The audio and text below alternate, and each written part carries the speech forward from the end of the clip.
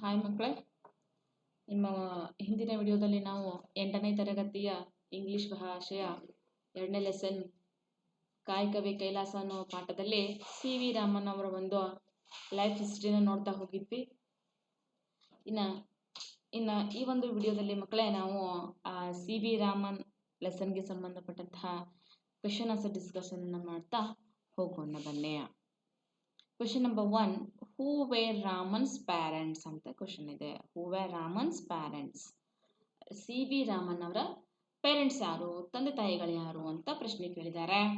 Answer ನೋಡ್ರಿ, Raman's parents were Chandrashekhar Iyer and Parvathi Ammal. ಯಾರು ಮಕ್ಕಳೇ? ತಂದೆ ಚಂದ್ರಶೇಖರ್ ಅಯ್ಯರ್ ಅಂತ ಹೇಳಿ, ತಾಯಿ ಪಾರ್ವತಿ ಅಮ್ಮಲ್ ಅಂತ ಹೇಳಿ. ಇನ್ನು ನೆಕ್ಸ್ಟ್ ಕ್ವೆಶನ್ ನೋಡ್ರಿ, why was Raman not able to attend school regularly? ಏಕೆ ರಾಮನ್ ಅವರು, ಸಿ ವಿ ರಾಮನ್ ಅವರು ಸರಿಯಾಗಿ ಶಾಲೆಗೆ ಅಂದರೆ ನಿಯಮಿತವಾಗಿ ಶಾಲೆಗೆ ಹೋಗೋದಕ್ಕೆ ಸಾಧ್ಯ ಆಗ್ತಾ ಇರಲಿಲ್ಲ ಅಂತ ಪ್ರಶ್ನೆ ಕೇಳಿದ್ದಾರೆ. ಆನ್ಸರ್ ನೋಡ್ರಿ, Raman was not able to attend the school regularly because he was often ill and sick. Raman was not able to attend the school regularly because he was often ill and sick. ಏನಾಗ್ತಾ ಇತ್ತು ಮಕ್ಕಳೇ? ಪದೇ ಪದೇ ರಾಮನ್ ಅವರ ಒಂದು ಆರೋಗ್ಯದಲ್ಲಿ ಏರುಪೇರುಗಳಾಗ್ತಿದ್ದ ಒಂದು ಕಾರಣಕ್ಕಾಗಿ ಅವರು ನಿಯಮಿತವಾಗಿ ಶಾಲೆಗೆ ಹೋಗೋದಕ್ಕೆ ಆಗ್ತಾ ಇರಲಿಲ್ಲ. ಹೌದಾ? ನೆಕ್ಸ್ಟ್ ನೋಡ್ರಿ,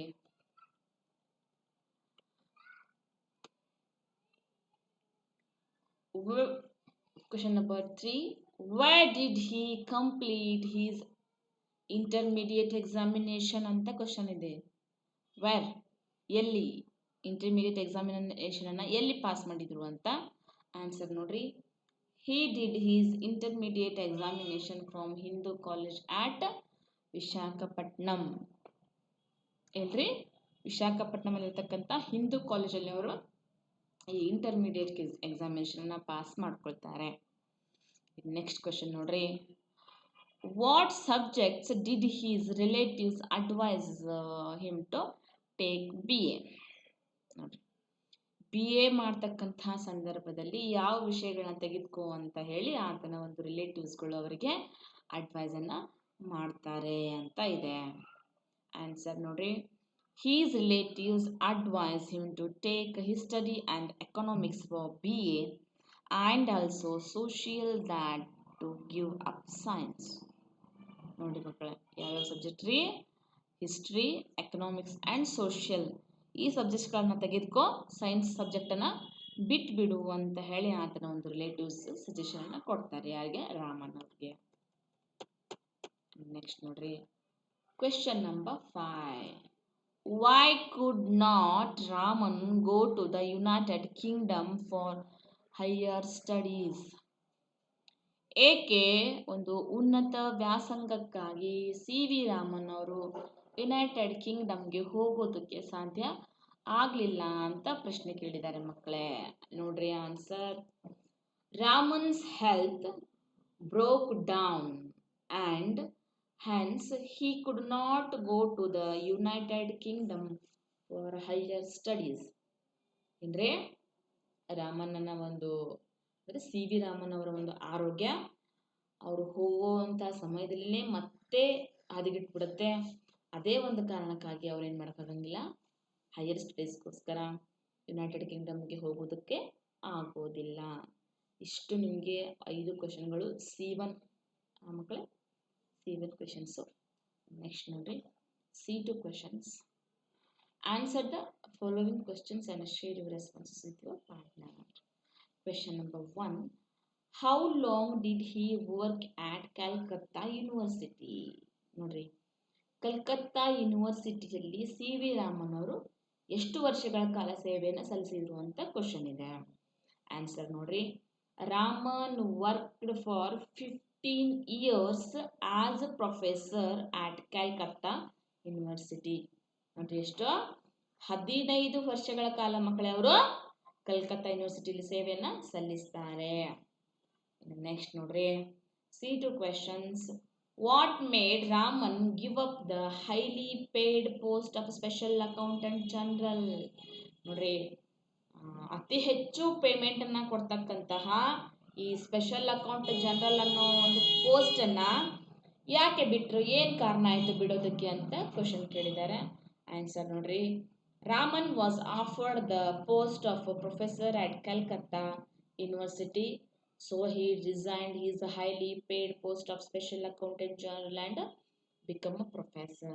ನೋಡ್ರಿ, ಅವನೇನಪ್ಪ ಅಂದರೆ ಕಲ್ಕತ್ತಾ ಯೂನಿವರ್ಸಿಟಿಯಿಂದ ಪ್ರೊಫೆಸರ್ ಆಗಿ ಕೆಲಸವನ್ನು ಮಾಡಿ ಬನ್ನಿ ಅಂತ ಅಪಾರ್ಚುನಿಟಿ ಬಂದಿರುತ್ತೆ. ಆ ಒಂದು ಕಾರಣದಿಂದ ಅವರು ಆ ಸ್ಪೆಷಲ್ ಅಕೌಂಟೆಂಟ್ ಜನರಲ್ನ ಬಿಟ್ಟು ಒಂದು ಅಧ್ಯಾಪಕ ವೃತ್ತಿಯನ್ನು ಆರಿಸ್ಕೊಳ್ತಾರೆ. ನೆಕ್ಸ್ಟ್ ನೋಡ್ರಿ, question number 3. How did the Soviet union honour him? Soviet union ಅವ್ರಿಗೆ ಯಾವ ರೀತಿಯಾಗಿ ಸನ್ಮಾನವನ್ನು ಮಾಡುತ್ತೆ ಅಂತ ಪ್ರಶ್ನೆ ಕೇಳಿದ್ದಾರೆ.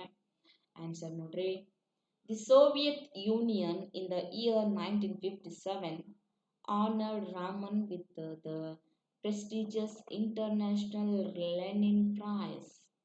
ಇನ್ 1957 ಸೋವಿಯತ್ ಯೂನಿಯನ್ ಅವರು ರಾಮನ್ ಅವ್ರಿಗೆ ಒಂದು ಪ್ರಸಿದ್ಧಿಯನ್ನು ಪಡೆದಂತಹ ಇಂಟರ್ನ್ಯಾಷನಲ್ ಲೆನಿನ್, ಅಂತಾರಾಷ್ಟ್ರೀಯ ಲೆನಿನ್ ಪ್ರಶಸ್ತಿಯನ್ನು ಕೊಟ್ಟು ಗೌರವಿಸ್ತಾರೆ. ಇನ್ನು ರೀಡ್ ಆ್ಯಂಡ್ ರೈಟ್ ಅಂತ ಇದೆ, ಅಂದರೆ ಸಿಟಿ ಕ್ವಶನ್ ಆನ್ಸರ್ಸು ನೋಡೋಣ ಬನ್ನಿ. Read the following questions before writing the answers. Discuss your responses and ideas with others in the group. ಅಂದರೆ ಆನ್ಸರನ್ನು ಮಾಡೋದಕ್ಕಿಂತ ಮುಂಚೆ ಡಿಸ್ಕಸ್ ಮಾಡಿರಿ ಫ್ರೆಂಡ್ಸ್ ಜೊತೆಗೆ, ಆಮೇಲೆ ಆನ್ಸರ್ಗಳನ್ನು ಬರ್ಕೋರಿ ಅಂತ ಹೇಳಿದ್ದಾರೆ. ನೋಡೋಣ ಬನ್ನಿ. Question number 1. What makes you think that Raman even as a boy had a great interest in science? ನೋಡಿ, ರಾಮನ್ ಅವರಿಗೆ ಬಾಲ್ಯದಿಂದಲೇ ಸೈನ್ಸಲ್ಲಿ ಇಂಟ್ರೆಸ್ಟ್ ಇತ್ತು ಅಂತ ನೀವು ಹೇಗೆ ಹೇಳ್ತೀರಾ ಅಂತ ಕೇಳಿದ್ದಾರೆ. ನೋಡೋಣ. ನೋಡ್ರಿ, Raman was a very much interested in science from his childhood days. He had made the model of a dynamo at his young age. During his school days, he borrowed science books from college students and read them. All these incidents make us to think that Raman, even as a boy, had great interest in science. ನೋಡ್ರಿ, ಯಾವ ರೀತಿ ಹೇಳ್ಬೋದಪ್ಪ ಅಂತಂದ್ರೆ, ನಾವು C V Raman ಅವರು ಬಾಲ್ಯದಿಂದಲೇ ಆ ಒಂದು ವಿಜ್ಞಾನದಲ್ಲಿ ಅತಿಯಾದ ಒಂದು ಆಸಕ್ತಿಯನ್ನು ಹೊಂದಿರ್ತಾರೆ. ಅವರು ಶಾಲೆಯಲ್ಲಿರುವಂಥ ಸಂದರ್ಭದಲ್ಲೇ ಒಂದು ಡೈನಮೋನ ರೆಡಿ ಮಾಡಿರ್ತಾರೆ ಚಿಕ್ಕ ಬಾಲಕನಾಗಿರ್ತಕ್ಕಂಥ ಸಂದರ್ಭದಲ್ಲಿ. ಇನ್ನು ಅವರು ಹೈಸ್ಕೂಲಲ್ಲಿ ಇರ್ತಕ್ಕಂಥ ಸಂದರ್ಭದಲ್ಲಿ ಕಾಲೇಜ್ಗಳ ಹುಡುಗರ ಒಂದು ಪುಸ್ತಕಗಳನ್ನು ತೆಗೆದುಕೊಂಡು ಹೋಗಿ ಅವುಗಳನ್ನು ಓದುವ ಒಂದು ಹವ್ಯಾಸ ಅವ್ರಿಗೆ ಇತ್ತು. ಇದು ಏನು ಪ್ರೂವ್ ಮಾಡುತ್ತೆಪ್ಪ ಅಂತಂದರೆ, ರಾಮನ್ ಅವರಿಗೆ ಸೈನ್ಸಲ್ಲಿ ಅತಿಯಾದ ಒಂದು ಆಸಕ್ತಿ ಇತ್ತು ಅನ್ನೋದನ್ನು ಪ್ರೂವ್ ಮಾಡುತ್ತೆ. ನೆಕ್ಸ್ಟ್ ನೋಡಿ, question number 2. Why did Raman's relatives ask Raman to take up art subjects? How did Raman react to it? C V Raman ಅವರ ಒಂದು ರಿಲೇಟಿವ್ಸ್ಗಳು ರಾಮನ್ ಅವ್ರಿಗೆ ಆರ್ಟ್ ಸಬ್ಜೆಕ್ಟ್ಗಳನ್ನ ತೆಗೆದುಕೋ, ಅಂದರೆ ಎಕನಾಮಿಕ್ಸು, ಹಿಸ್ಟರಿ, ಸೋಷಿಯಲ್ ಸೈನ್ಸ್ಗಳನ್ನ ತೆಗೆದುಕೋ ಅಭ್ಯಾಸಕ್ಕೆ ಅಂತ ಹೇಳ್ತಾರೆ. ಸೈನ್ಸನ್ನು ಬಿಟ್ಬಿಡು ಅಂತ ಹೇಳ್ತಾರೆ. ಯಾಕೆ ಅಂತ ಕೇಳಿದ್ದಾರೆ. ಅವ್ರು ಹೇಳಿದಾಗ ರಾಮನ್ ಅವರು ಯಾವ ರೀತಿ ರಿಯಾಕ್ಟ್ ಮಾಡಿದರು ಅಂದರೆ ಪ್ರಶ್ನೆ ಕೇಳಿದ್ದಾರೆ. ನೋಡ್ರಿ, answer, when he joined presidency college Madras for his BA, his relatives wanted him to give up science and take history and economics art subjects. But Raman had made up his mind to study science, so he took physics and secured first rank with a number of prizes. After his MA, again his relatives asked him to take up same art subjects in a competitive examination in Calcutta. Raman agreed and took the same. He did well with the new subjects and got first place in the competitive examination. ನೋಡ್ರಿ, ಏನಾಗುತ್ತೆ, presidency college ಮದ್ರಾಸಲ್ಲಿ BA ಸೇರ್ಕೊಳ್ತಾರೆ. ಅಲ್ಲಿ ಅವರ ರಿಲೇಷನ್ಸ್ಗಳು ಸೈನ್ಸನ್ನು ಬಿಟ್ಬಿಡು, ನೀನು score ಆಗಂಗಿಲ್ಲ, ನಿಂದು ಬೇಡ, ನೀನು ಆರ್ಟ್ ಸಬ್ಜೆಕ್ಟ್ಗಳಾದಂಥ ಹಿಸ್ಟ್ರಿ, ಎಕನಾಮಿಕ್ಸ್ಗಳನ್ನು ತೆಗೆದುಕೋ ಅಂತ ಹೇಳ್ತಾರೆ. ಆದರೆ ರಾಮನ್ ಅವರು ಸೈನ್ಸನ್ನೇ ತೆಗೆದುಕೊಂಡು ಅದನ್ನೇ ಸ್ಟಡಿ ಮಾಡಿ ಫಸ್ಟ್ ರ್ಯಾಂಕ್ ಬರ್ತಾರೆ. ಅದಾದ ನಂತರ MA ಮಾಡುವಾಗ ಅವ್ರ ರಿಲೇಟಿವ್ಸು ಕಾಂಪಿಟೇಟಿವ್ ಎಕ್ಸಾಮ್ ಕಟ್ಟು ಆರ್ಟ್ ಸಬ್ಜೆಕ್ಟ್ಸ್ಗಳನ್ನು ತೆಗೆದುಕೋ ಅಂತ ಹೇಳ್ತಾರೆ. ಆವಾಗ ಅವರು ಆರೋಗ್ಯ ಸರಿ ಇಲ್ಲದೆ ಇರೋಂಥ ಕಾರಣದಿಂದ ಸೈನ್ಸ್ ವಿಷಯವನ್ನು ಬಿಟ್ಟು ಆರ್ಟ್ಸ್ ವಿಷಯಗಳನ್ನ ತೆಗೆದುಕೊಂಡು ಕಾಂಪಿಟೇಟಿವ್ ಎಕ್ಸಾಮನ್ನು ಬರೀತಾರೆ ಕಲ್ಕತ್ತಾದಲ್ಲಿ. ಅಲ್ಲಿಯೂ ಕೂಡ ಹೊಸ ವಿಷಯಗಳಾದರೂ ಕೂಡ ಅವುಗಳನ್ನ ಶ್ರದ್ಧೆಯಿಂದ ಭಕ್ತಿಯಿಂದ ಅಭ್ಯಾಸಗಳನ್ನು ಮಾಡಿಕೊಂಡು ಅಲ್ಲಿನೂ ಕೂಡ ಅವರು ಫಸ್ಟ್ ರ್ಯಾಂಕನ್ನು ಪಡ್ಕೊಳ್ತಾರೆ. ನೆಕ್ಸ್ಟ್ ನೋಡ್ರಿ, question number 3. What was Raman's first disappointment in life? Raman ಅವರ ಜೀವನದಲ್ಲಿ ಆದಂತಹ ಮೊದಲ ನಿರಾಶಾವಾದಿ ವಿಷಯ ಯಾವುದು, ನಿರಾಶಾದಾಯಕ ವಿಷಯ ಯಾವುದು ಅಂತ ಕೇಳಿದ್ದಾರೆ. ನೋಡ್ರಿ answer. Raman wanted to go to the United Kingdom for higher studies in science after his MA. At that time, again, his health broke down and he could not go. This was the first and greatest disappointment in life. ನೋಡ್ರಿ, ರಾಮನ್ ಅವರು United ಕಿಂಗ್ಡಮ್ಸ್ಗೆ ಹೋಗಬೇಕು ಅಂತ ತಯಾರಾಗಿರ್ತಾರೆ MA ಆದ ನಂತರ. ಆದರೆ ಅದೇ ಸಮಯದಲ್ಲಿ ಆರೋಗ್ಯದ ಸ್ಥಿತಿ ಸ್ವಲ್ಪ ಜಾಸ್ತಿನೇ ಹದಗೆಡುತ್ತೆ. ಹೀಗಾಗಿ ಅವರು ಹೋಗೋದಕ್ಕಾಗಂಗಿಲ್ಲ. ಇದು ಅವರ ಒಂದು ಜೀವನದಲ್ಲಿ ತುಂಬ ಒಂದು ಅತಿ ಬೇಸರವನ್ನು ತರ್ತಕ್ಕಂತಹ ಒಂದು ನಿರಾಸೆಯನ್ನು ಮೂಡಿಸಿದ ಘಟನೆಯಾಗಿದೆ. ನೆಕ್ಸ್ಟ್ ನೋಡ್ರಿ, question number 4. Why was Raman not happy with the post of deputy accountant general? ನೋಡ್ರಿ, CV ರಾಮನ್ ಅವ್ರಿಗೆ ಬಂದಂತಹ ಪೋಸ್ಟ್ ಡೆಪ್ಯೂಟಿ ಅಕೌಂಟೆಂಟ್ ಜನರಲ್ ಇಂದ ಅವರು ಯಾಕೆ ಸಂತೃಪ್ತರಾಗಿದ್ದಿಲ್ಲ, ಯಾಕೆ ಮನಸ್ಸು ಹೋಗ್ತಾ ಇರಲಿಲ್ಲ ಅಂತ. ನೋಡ್ರಿ answer. Raman wanted to become a scientist. That was his life's ambition, but the circumstances forced him to become a deputy accountant general. His love for science was so intense that he felt like a fish out of water. Unwillingly, he was doing his job. He was waiting for an opportunity to leave the job and become a scientist. ಅವರು scientist ಆಗಬೇಕು ಅಂತ ಆಸೆ ಪಡ್ತಾ ಇರ್ತಾರೆ. ಆದರೆ ಹಲವಾರು ಒಂದು ಪರಿಸ್ಥಿತಿಗಳ ಕಾರಣಕ್ಕೆ ಆ ಪರಿಸ್ಥಿತಿಗಳಿಗೆ ಕಟ್ಟು ಬಿದ್ದು ಅವ್ರು ಏನು ಮಾಡಬೇಕಾಗತ್ತೆ, ಡೆಪ್ಯೂಟಿ ಅಕೌಂಟೆಂಟ್ ಜನರಲ್ ಆಗಿ ಸೇರಿಕೊಳ್ತಾರೆ. ಅವರು ಜಾಬ್ ಮಾಡ್ತಾನೂ ಅವ್ರಿಗೆ ಆ ಒಂದು ಜಾಬಲ್ಲಿ ಮನಸ್ಸೇ ಹತ್ತಂಗಿಲ್ಲ. ಯಾವಾಗ ನಾನು ಸೈಂಟಿಸ್ಟ್ ಆಗಲಿ ಅನ್ನೋ ಒಂದು ಅಪಾರ್ಚುನಿಟಿಗೋಸ್ಕರ ಕಾಯ್ತಾ ಇರ್ತಾರೆ. ಅಪಾರ್ಚುನಿಟಿ ಜೀವನದಲ್ಲಿ ಮುಂದೆ ಬರುತ್ತೆ, ಒಬ್ಬ ದೊಡ್ಡ ಸೈಂಟಿಸ್ಟ್ ಆಗ್ತಾರೆ, ಅದು ಬೇರೆ ಸಂಗತಿ. ಇನ್ನು ಯಾಕೆ ಅವ್ರ ಕೆಲಸದಲ್ಲಿ ಇಂಟ್ರೆಸ್ಟ್ ಇರಲಿಲ್ಲ ಅಂತ ಕೇಳಿದ್ದಾರೆ. ಯಾಕಂದರೆ ಅವ್ರಿಗೆ ಸೈನ್ಸಲ್ಲಿ ಇಂಟ್ರೆಸ್ಟ್ ಇತ್ತು, ಸೈಂಟಿಸ್ಟ್ ಆಗಬೇಕು ಅಂತ ಆಸೆ ಇತ್ತು. ಅದೇ ಒಂದು ಕಾರಣಕ್ಕೆ ಅವರು ಮಾಡ್ತಕ್ಕಂಥ ಕೆಲಸ ಡೆಪ್ಯೂಟಿ ಅಕೌಂಟೆಂಟ್ ಜನರಲಲ್ಲಿ ಅವರಿಗೆ ಇಂಟ್ರೆಸ್ಟು ಇರಲಿಲ್ಲ. ನೆಕ್ಸ್ಟ್ ನೋಡ್ರಿ, ಕ್ವೆಶನ್ ನಂಬರ್ 5 ಇದೆ. How can you say that Raman had not lost interest in science when he was deputy accountant general? ನೋಡ್ರಿ, ಏನು ಕ್ವೆಶನ್ ಇದೆ. ಡೆಪ್ಯೂಟಿ ಅಕೌಂಟೆಂಟ್ ಜನರಲ್ ಆಗಿನೂ ಜಾಬ್ ಮಾಡ್ತಕ್ಕಂಥ ಸಂದರ್ಭದಲ್ಲಿನೂ ಕೂಡ ಅವರಿಗೆ ಸೈನ್ಸ್ ಮೇಲೆ ಇಂಟ್ರೆಸ್ಟ್ ಇತ್ತು, ಅದು ಹೋಗಿದ್ದಿಲ್ಲ ಅಂತ ನೀವು ಹೇಗೆ ಹೇಳ್ತೀರಾ ಅಂತ ಹೇಳಿದ್ದಾರೆ. ಆನ್ಸರ್ ನೋಡ್ರಿ. After becoming a deputy accountant general, he had contact with scientists and he took interest in science. One day, when he saw a banner of science, he got off from the moving train and went to meet the scientists who had gathered in that building. When he was in Rangoon, he heard that an institution had bought a piece of a modern scientific apparatus. He hurriedly went to have a look at it. By these two incidents, we can say that he had not lost interest in science. ನೋಡ್ರಿ, ಅವರು deputy accountant general ಆಗಿ job ಮಾಡ್ತಕ್ಕಂಥ ಸಂದರ್ಭದಲ್ಲಿ ಏನಾಗುತ್ತೆ, ಒಂದು ದಿವಸ ಒಂದು building ಮೇಲೆ ಒಂದು ಬ್ಯಾನರ್ ಹಾಕಿರ್ತಾರೆ, ಇಂಥಲ್ಲಿ ಇಂಥ ಸೈಂಟಿಸ್ಟ್ಗಳ ಒಂದು ಸೇರಿದ್ದಾರೆ ಅಂತ ಹೇಳಿ. ಮುಂದೆ ಒಂದು ಕ್ಷಣನೂ ಯೋಚನೆ ಮಾಡೋಂಗಿಲ್ಲ, ಟ್ರೈನ್ ಹಿಡ್ಕೊಂಡು ಅವರು ಒಂದು ಇದ್ದಂತಹ ಅಡ್ರೆಸ್ಗಳಿಗೆ ಹೋಗಿ ಅಲ್ಲಿ ಸೈಂಟಿಸ್ಟ್ಗಳನ್ನ ಭೇಟಿಯಾಗ್ತಾರೆ. ಇನ್ನೊಂದು ಘಟನೆ, ಅವರು ರಂಗೂನಲ್ಲಿ ಇರ್ತಕ್ಕಂಥ ಸಂದರ್ಭದಲ್ಲಿ ಏನಾಗುತ್ತೆ, ಅಲ್ಲಿ ಒಂದು ಯಾವುದು ಒಂದು ಇನ್ಸ್ಟಿಟ್ಯೂಷನ್ನು ಪೀಸ್ ಆಫ್ ಮಾಡರ್ನ್ ಸೈಂಟಿಫಿಕ್ ಅಂತ ತರಿಸಿದೆ. ಅಲ್ಲಿ ಒಂದು ಮಾಡೆಲ್ಗಳು ಬಂದಿದ್ದಾವೆ, ಸೈನ್ಸ್ಗೆ ಸಂಬಂಧಪಟ್ಟಂತಹ ಮಾಡೆಲ್ಗಳು ಬಂದಿದ್ದಾವೆ ಅಂತ ಗೊತ್ತಾದ ತಕ್ಷಣ ಅವುಗಳನ್ನ ಹೋಗಿ ನೋಡಿ ಅವುಗಳ ಬಗ್ಗೆ ತಿಳ್ಕೊಂಡು ಬರ್ತಾರೆ.